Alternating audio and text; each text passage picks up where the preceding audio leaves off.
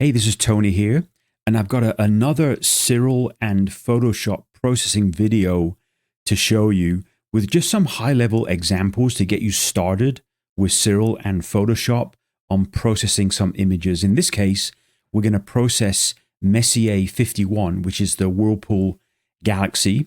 And so with no further ado, let's get started. I've already got this file open in Siril. The file has already been aligned and stacked using Siril. And right now you can see that I'm in linear view mode at the bottom. So you don't really see much. I'm going to click here and select auto stretch mode.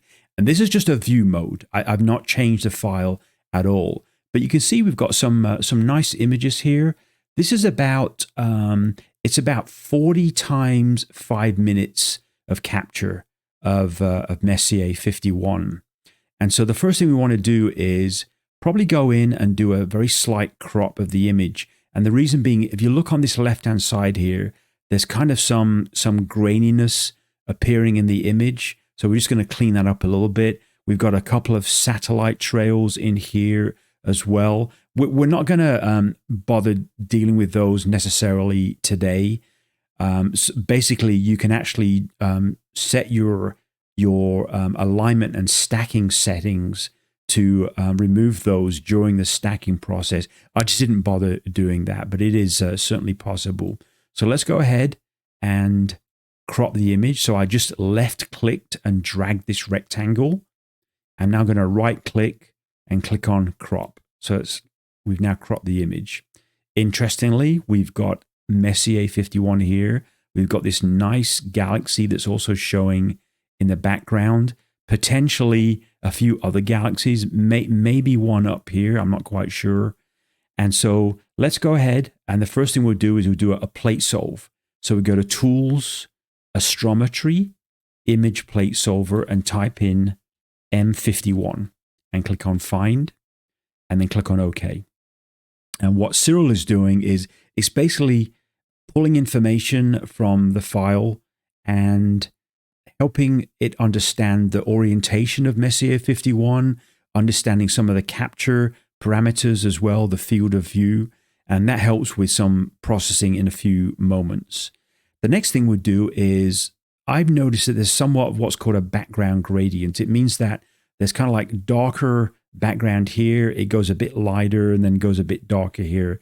So we can certainly address that by going to Scripts, Python Scripts, Processing, and then this Auto BGE script, which I've downloaded into Siril. Run the script. Just takes a few moments for it to run. I'll click on Process. I'm just going to accept the default settings. Click on Process. And this just takes just a few seconds for it to finish up in Siril. And then once that's done, we'll move on to the next step. So we'll go ahead and do the gradient removal, step 2, denormalized, and then it will mark it as processing complete. So we'll minimize this dialog, and you can see it looks like the background is a bit more even in the image. The next thing we want to do is go ahead and do a color calibration. So we'll go to image processing at the top, color calibration, and we'll select this SPCC or spectrophotometric color calibration. I've inputted the sensor that I use for this capture, which is a Sony chip in my camera, and my camera also has a UV and IR block filter already installed. So we'll click on OK. Just as a side note, this is the local database or catalog that Siril will use to determine, quote unquote, the right colors for this image. So I'll click on OK. And you see the colors have changed quite a bit, actually. So let's go ahead and close this dialog. I like to do a green noise reduction, and that's kind of up to you if you want to do that. So it's image processing, remove green noise, click on that, and then just click on apply. And again, it's changed the colors subtly on the image. Now, I'm going to zoom in by using my mouse wheel. And when I do that, you notice that some of the stars almost have a somewhat oval shape to them. It's not terrible, given that the seeing conditions weren't too bad. But I'm going to go ahead and and probably remove the stars. I am going to remove the stars for sure, because I'm going to do some additional processing. And I may show you a technique that kind of rounds out these stars a little bit as well. So let's go and click down here on the bottom to go into 100% view. And then I'm going to run a star removal tool. Now, if I go into scripts and Python scripts and processing, you can see there's a tool here called, it's the Syqon Starless. And it's a fairly new script that's been introduced in Siril. There are other methods to remove stars, but we'll go ahead and use this tool today. So I run that script, and it's going to bring up a dialog in a few seconds. And once that dialog comes up, I'm then going to go ahead and just accept the default settings. And I'm going to go ahead and process the image. And this takes a few seconds for it to run. I've got a fairly powerful graphics processing unit in my PC. And so it can process these kinds of things pretty quickly. If you don't have a powerful GPU, it may take a little bit longer to process. So let's go ahead and minimize that. Now you look at this image, you go, oh, yikes, it's really messed up the image. Basically, I'm in auto stretch mode. That means this is a view of the image without manipulating the image. So you can see all the details as you process. I'm going to go in to linear mode. And you see, first and foremost, the image goes dark. And that's because now I'm going to process further. The first thing I want to do is I want to go in and I'll go back into auto stretch mode just so you can see what's going on. I'm going to do a sharpen of the Galaxy.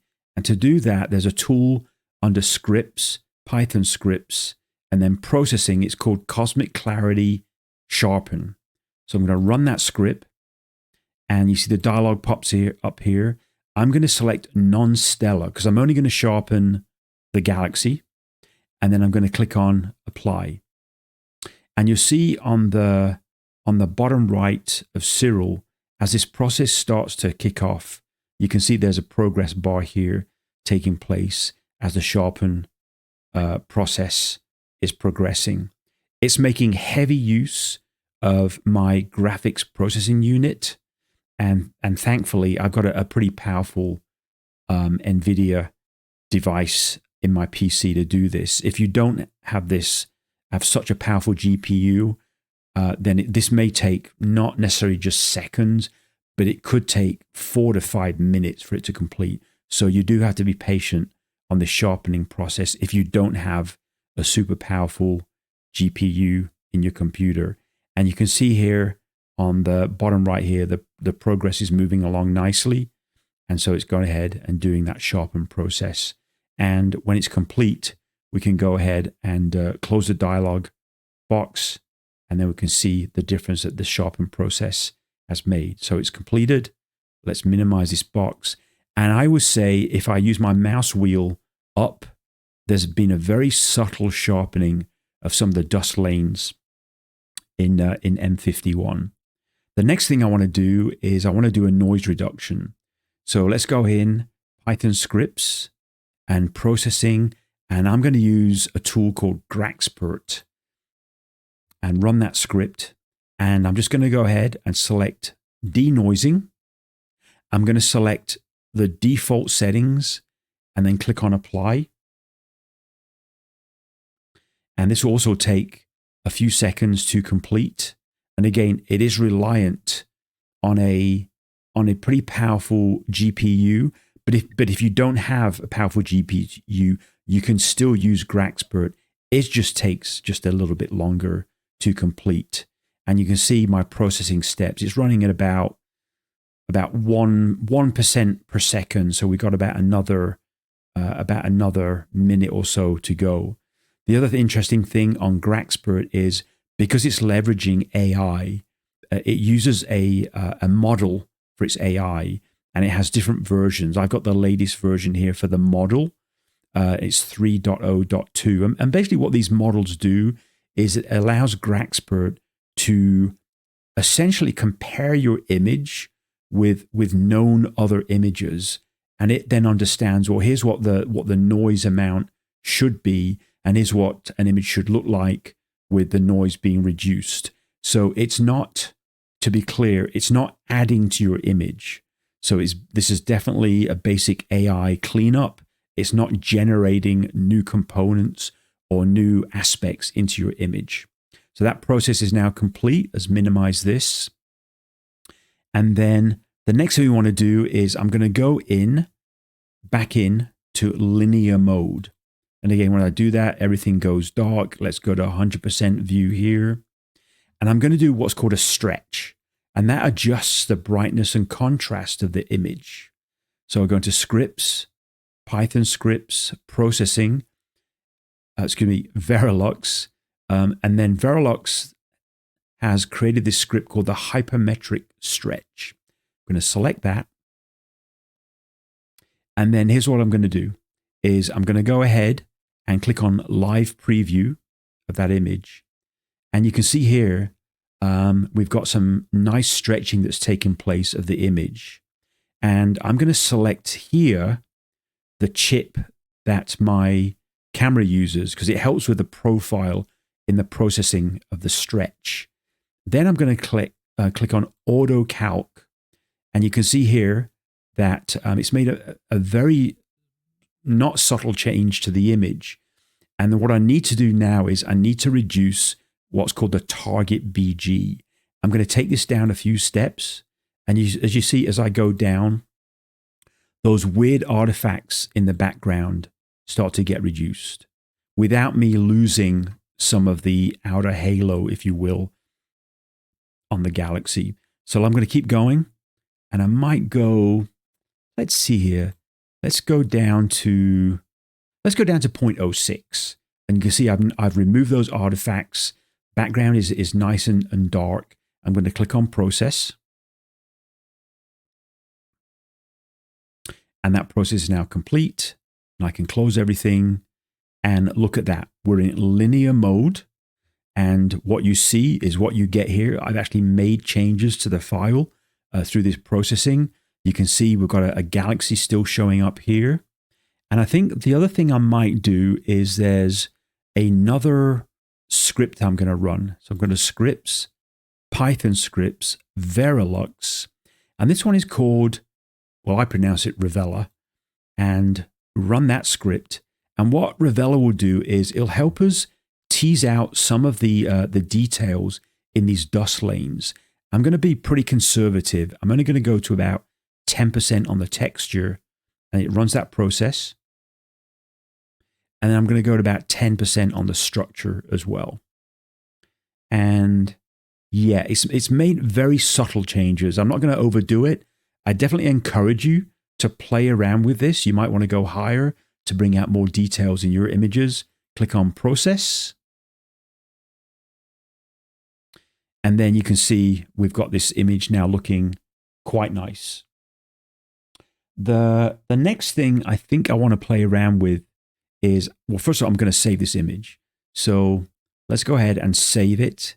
And let's just call it Galaxy. And then save it. And we're saving it as a 32-bit FITS file. Click on save. So the next thing I'm going to do is I'm going to go ahead and open up the star mask file. This is just the stars only. So this is right here. If I double click on star mask, and you can see there's really not that much to see, but I'm going to go into auto stretch again. And as I observed earlier, some of these stars, they may not be quite circular. I'm going to show you a technique. I'm not going to implement it in this particular processing, but I'm going to show you something you can do. You go to image processing, star processing, and then click on this gear icon here and select the profile type and the roundness of about 0.10. Here's what this is going to do. It's going to select the stars that it thinks you're telling it need to be rounded in shape. And so if I click on close, if I then do a full resynthesis, you can see what happened. those stars become much more circular. Now, as I say, I'm not going to use this image in this particular processing, but I'm just showing you a trick that you can use in your images, maybe if your stars are a little bit oblong. So let's go ahead back into star processing. This gear icon, let's delete and close. I didn't save this file, but the next thing I want to do is I want to go into recombine the stars image and the galaxy. So there's a tool here called star recomposition. And first of all, I'm going to select the galaxy image, which is this one. And then I'm going to go ahead and select the star mask image, which is this one right here. Now, again, the image looks a little bit weird, but you'll notice down here, I'm still in auto stretch mode. I'm going to click and go into linear mode. And so you see things are much more representative of what the image should look like. So in this star recomposition, I'm going to go into advanced. I'm going to make sure the type of stretch for the stars is marked as modified arc sign. And then I'm going to try and increase the brightness of some of the stars. You see, as soon as I do that, the stars start to appear more and more. And I'm going to keep going. And I think we'll stop right about there. So the nice thing about doing this is that you can stretch the galaxy, so increase its brightness and contrast, without also affecting the stars. And so this method of using Syqon zenith to separate and then bring them back together is a really nice way of processing your images. So I'm going to click on apply and apply. I'm going to close this. And then I'm going to save this image as a TIFF file because I'm going to go into Photoshop and do a little bit more tweaking in Photoshop. So I'm going to save it as a 16-bit. And this is important because in Photoshop will only process 16-bit TIFF files. You can try and open it as a 32-bit, but it looks really weird. And sometimes you get error messages anyway. So click on save. Let's minimize this screen. I'm now in Photoshop. And then let's go ahead and open this TIFF file. And the first thing I'm going to do is I'm going to go ahead and I'm going to duplicate the layer. So Control J to duplicate the layer. And then I'm going to go into filter and the camera raw filter in Photoshop. Let's zoom in just a little bit. I'm going to increase the saturation. Well, first of all, let's increase the saturation the whole way. So you can see there, I've gone way overboard. It just doesn't look very natural to me. So back off on the saturation. Let's take it down to about 20 without kind of burning out too much of the colors. And then let's go to vibrance, which is a selective way of increasing the saturation. And then clarity is almost like an edge contrast adjustment. And click on OK. And if I hide this layer here, you see the before and after. So without and then with. Very, very subtle changes that I've made. And that's pretty much it for processing this image. Like I say, you play around with things yourself. These videos are just to get you started with Siril and Photoshop. And you're not locked into Photoshop by any means. There's also GIMP. There's a tool called Affinity, which is really nice as well. And so, yeah, go check it out. And thank you for your time.